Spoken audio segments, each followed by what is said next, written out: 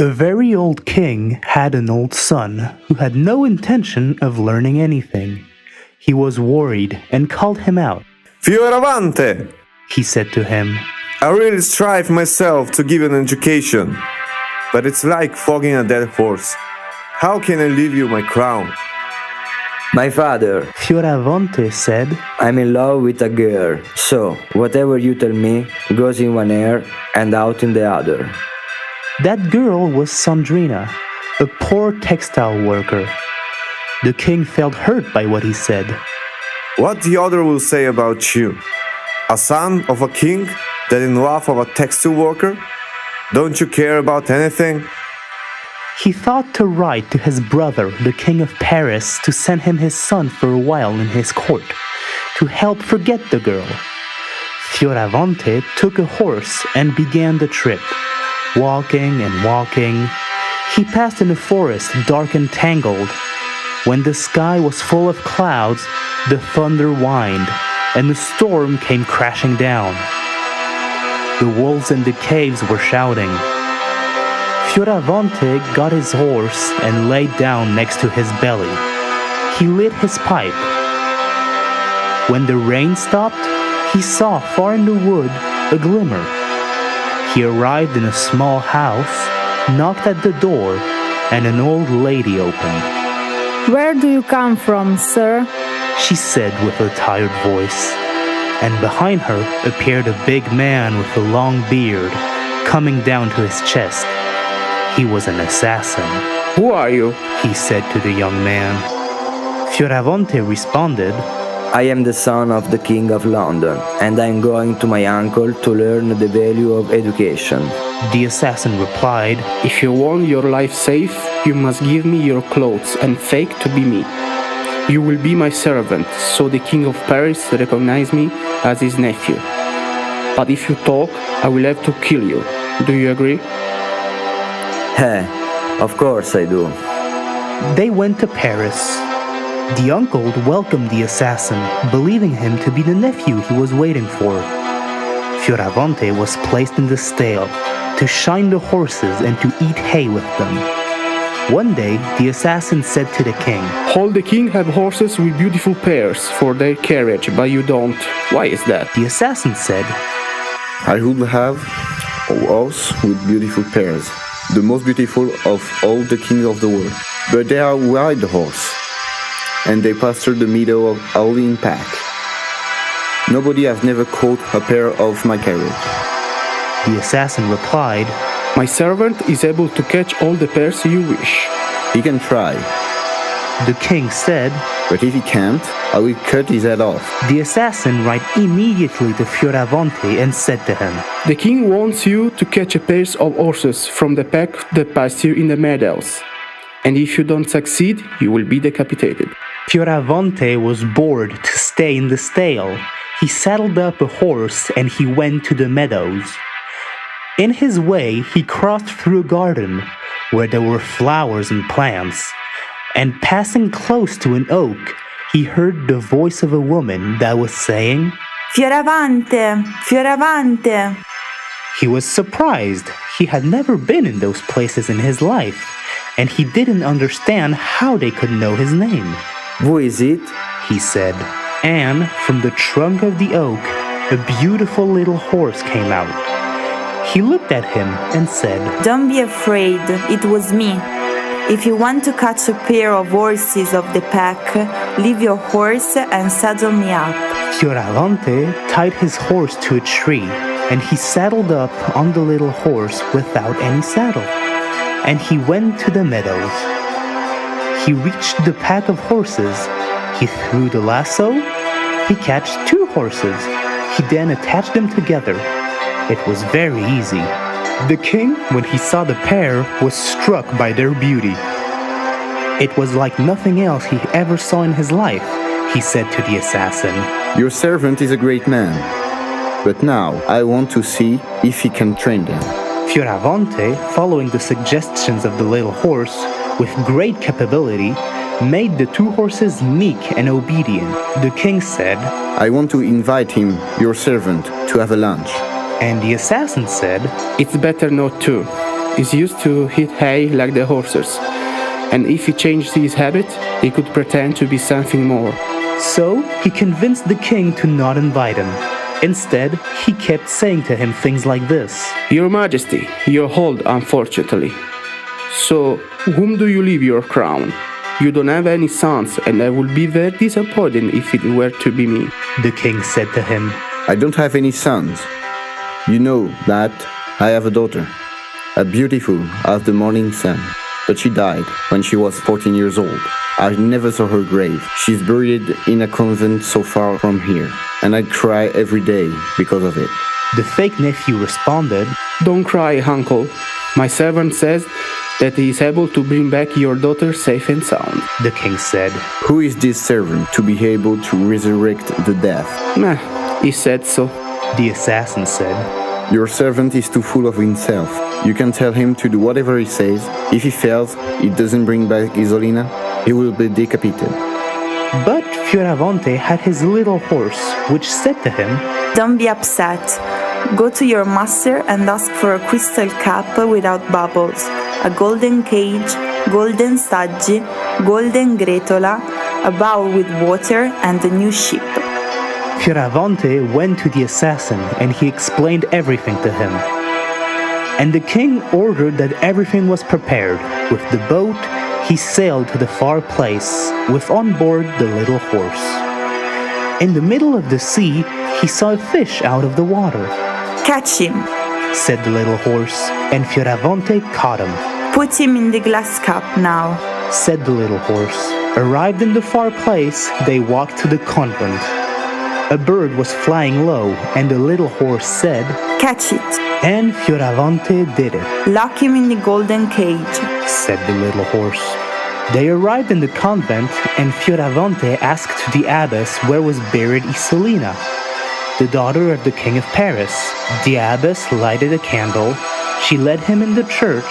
She showed him the grave, and she left him there. Fioravante started to dig. He dug, and under the ground appeared the daughter of the king, decorated with gold and diamonds, fresh like she was sleeping. She went to bring her upward, but he couldn't move her, as if she was made of stone. He went to ask advice to the little horse, since he was waiting out of the church. You should know, the little horse said, that Isolina misses a blonde braid that she had around her head, and without that she will not leave her grave. Ask to the nuns where they put it. When she will have his braid back, she will bloom like a rose. Fioravante went to knock on the door of the abbess, and he asked her about the braid. The braid was lost at a sea. The abbess said, during the travel to carry her to the convent to bury her. Then the little horse said, Do you know what you have to do? Put the fish back that you have in the cup in the sea and tell him in exchange for his freedom to bring the braid back to you. The braid was deep in the sea, and 2 dolphins competed for it. The fish, free, passed between them very fast, and he quickly took the braid with him. The dolphins went after him so fast, and since they didn't know where the braid was anymore, for revenge, they ate all the fish they met. Meanwhile, the fish took the braid back to Fioravante, waiting for him near the river. He thanked him and let him free. Fioravante put the braid around the head of Isolina. He raised her, and she rose up, light as a feather. He brought her back to the boat, but she was still dead. And Fioravante asked himself if the king, seeing her like this, he would be even sadder. And Fioravante asked himself if the king, seeing her like this, would be even sadder. But the little horse said, Go to the abbess and ask her where is the soul of Isolina. When she will have her soul back, she will live again. The abbess said, The soul of Isolina is so far that nobody can reach it. It's in the peak of a mountain, higher than the highest tower, that to reach the peak, you must pass the red air, the green air, and the black air, and fight to savage beasts of all species and countries. How I can do it? Said Fioravante to the little horse, and she let the bird free from the golden cage. He let the bird free through the sky. He flew up in the red hair and he became all red. He passed through the green air, and he became all green. He passed through the black air, and he became all black. Out of the black air, there was the peak of the mountain, and on this peak, in the little ampoule, there was the soul of the beautiful Isolina. The bird took the ampoule with his beak, and he dived down through the air. He became again black, green, and red. And he came back on the boat to Fioravante with the ampoule. Fioravante let him free. He took the ampoule and he poured it through the lips of the beautiful Isolina. Isolina sighted, her cheek gaining color once more, and she said, Oh, I slept a lot. The boat hoisted the sails and he left. At the harbor of Paris, there was the king waiting for them. As soon as he saw that Fioravante brought back his daughter alive, he was jumping with joy and said to his fake nephew, Your servant is the greatest man in existence. He ordered a big banquet with kings and queens as guests, and he wanted the servant to come as well. This time, the fake nephew didn't succeed to convince him with the story of the hay, and he had to send the invitation to him. But he added, You know, Fioravante, you don't have to speak in the table. You're used to staying with the horse and you could start turning here. Do we have a deal? And he looked at him with an attitude so menacing that he could kill someone if he ever tried to say a word. And Fioravante already consulted with the little horse. All you want, but say to the king that I will go to the lunch only if they invites my little horse too. The king heard that he wanted to refuse, but that man resuscitated his daughter, so he couldn't even consider about refusing at all. So, at the banquet, all those kings and all those queens saw that servant with this little horse, and they didn't know how to react to it. After finishing eating and drinking, they started to talk. Everyone was chatting. Only Fioravante was silent. You went through a lot of trouble, and you didn't say a word? They asked him. So the little horse raised up with his paws in front of the table and said, If you give me the permission to speak, I will speak for him. Hearing the little horse speaking, everyone was scared. But the surprise surpassed the fear, when, from the voice of the little horse, they knew the whole story of Fioravante from beginning to end. The fake nephew tried to run away, but the guards immediately arrested him. The king said, Fioravante, my nephew, take his assassin and reprimand him as you see fit. The little horse answered, Just Fioravante, ride me and tie the assassin to my tail. We will go to take a ride through the city. If it makes it back alive, good for him. So they took the assassin, tied him on her tail, kicked it with all the stones from passerby. When they came back, the assassin didn't move anymore. And the king said, Fioravante, you brought back to life my daughter. It's fair that you marry her. If my father gives me the permission to marry my cousin, I will do it. The King of Paris wrote a letter to London to his brother, and he was so happy that he didn't think about that textile worker anymore. After the wedding, Fioravante went to the little horse and said, Did you know I married the daughter of the king? I know, and now I know that for me there is no more good things to come. What do you say, little horse? I will always love you. I will never leave you. No, you will forget me. The previous night, before going to sleep with his bride, Fioravante fought to greet the little horse like he always did. Isolina told him, Now it's dark. You will go tomorrow. and Fioravante said yes.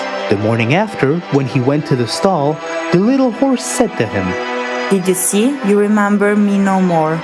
But, little horse, Well, if you really love me, this is the last test. Take this sword and cut my head off. no, I can do that. This means that you don't love me. With his broken heart, Fioravante raised up the sword and zack! He cut her head off. And what did he see? From the neck of the horse came out, well-dressed, a beautiful girl, white and red like an apple. It was Sandrina, the textile girl, his old love. You see, Fioravante, She told him, that to save your life I asked a witch to cast a spell on me, and it made me look like a little horse. And now you left me. Oh, Sandrina, if I knew it was you, I would have never married Isolina. If I could go back. But he couldn't go back in time.